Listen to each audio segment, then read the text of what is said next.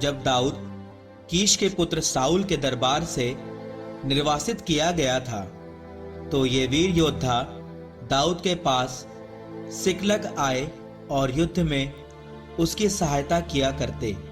वे धनुर्धारी थे और दाएं बाएं दोनों हाथों से तीर चला और गोफन के पत्थर फेंक सकते थे।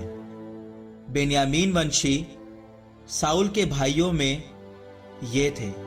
उनका मुखिया अहीयेजर और योआस, दोनों गिबआवासी शमाआ के पुत्र, अज़मावेत के पुत्र यजीएल और पेलेट, बराका अनातोतवासी येहू, गिबओन का यिश्माया, 30 प्रमुख वीरों में एक और उनका प्रधान, यिर्मया, यहजीएल, योहानान और गदेरा का योजाबाद, एलौजै, यरीमोत, बअल्या, शमर्या, हरुफ का शफ्टया, एलकाना, यशिया, अजरएल, योएजेर और याशोब आम, जो कोराह के वंशज थे, तथा गदोरवासी यरोहाम के पुत्र योएला और जब्दा। गाद वंशियों में यही दाऊद के पास उजाड़ खंड के बीहड़ों में आए। ये वीर और अनुभवी योद्धा थे, ढाल और भाले से सज्जित, सिंह जैसे निर्भीक और पहाड़ी चिकारे जैसे तेज। पहला एजेर जो मुखिया था, दूसरा ओबदा, तीसरा एलीआब, चौथा मिशमन्ना, पांचवा यिर्मया, छठा अत्तै, सातवां एलीएल, आठवां योहानान, नौवां एल्जाबाद, 10वां यिर्मया और 11वां मकबन्नै। यही गादवंशी थे जो सेना में अध्यक्ष थे। इनमें जो सबसे छोटा था वह 100 के बराबर था, और इनमें जो बड़ा था वह 1000 के बराबर था।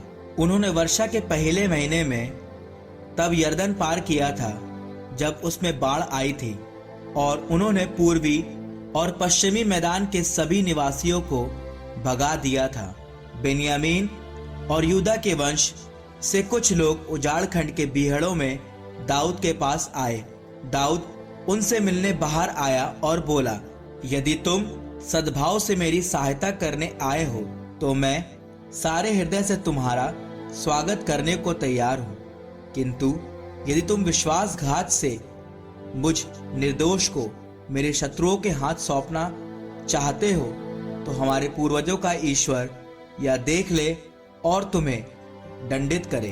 तब तीसों का प्रधान अमासै आत्मा की प्रेरणा से बोल उठा, दाऊद, हम तुम्हारे हैं।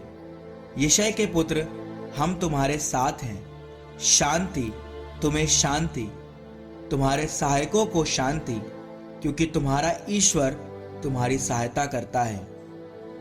तब दाऊद ने उन्हें स्वीकार कर अपने दल के नेता बना दिया।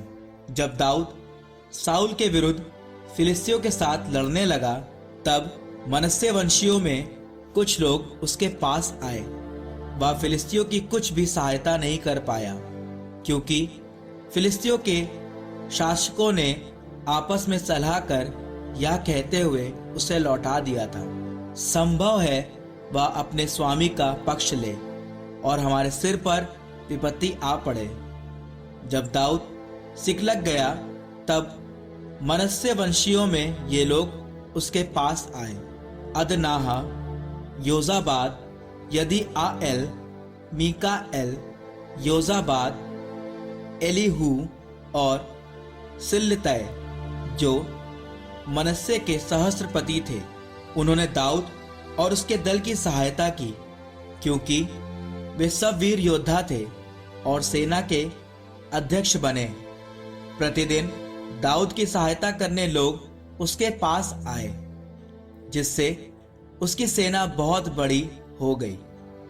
विभिन्न दलों के सशस्त्र सैनिकों की संख्या यह है, जो जैसा कि प्रभु ने कहा था, हेब्रोन में दाऊद के पास आए, जिससे वे साउल का राज्य दाऊद को सौंपे।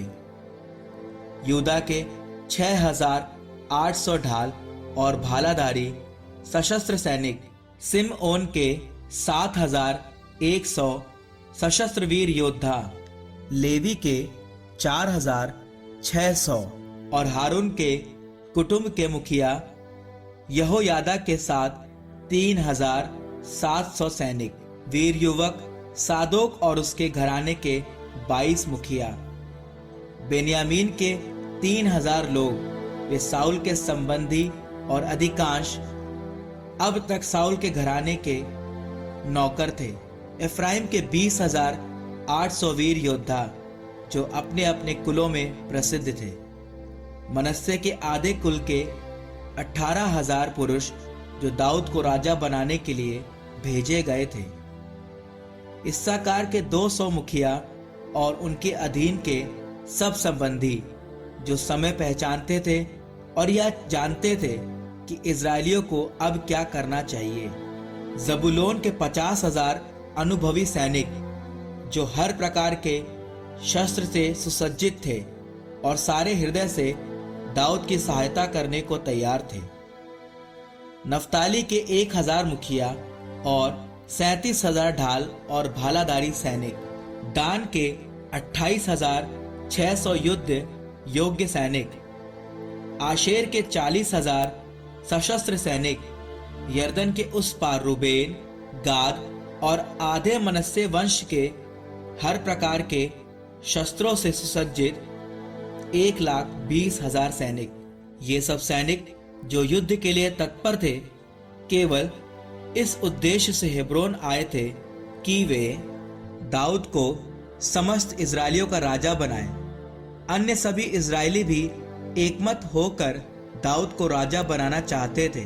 वे दाऊद के यहाँ 3 दिन तक खाते पीते रहे, क्योंकि उनके भाई बंधुओं ने उनके भोजन का प्रबंध कर रखा था। आसपास रहने वालों में इस्साकार, जबूलोन और नफ्ताली तक के लोग भी गधों, ऊंटों, खच्चरों और बैलों पर लादकर प्रचुर मात्रा में खाद्य सामग्री लाए थे। आटा, अंजीर की रोटियां, किशमिश, अंगूरी, तेल, बैल और बहुत सी भेड़ें। इज़राइल में खुशी की एक लहर सी दौड़ गई थी।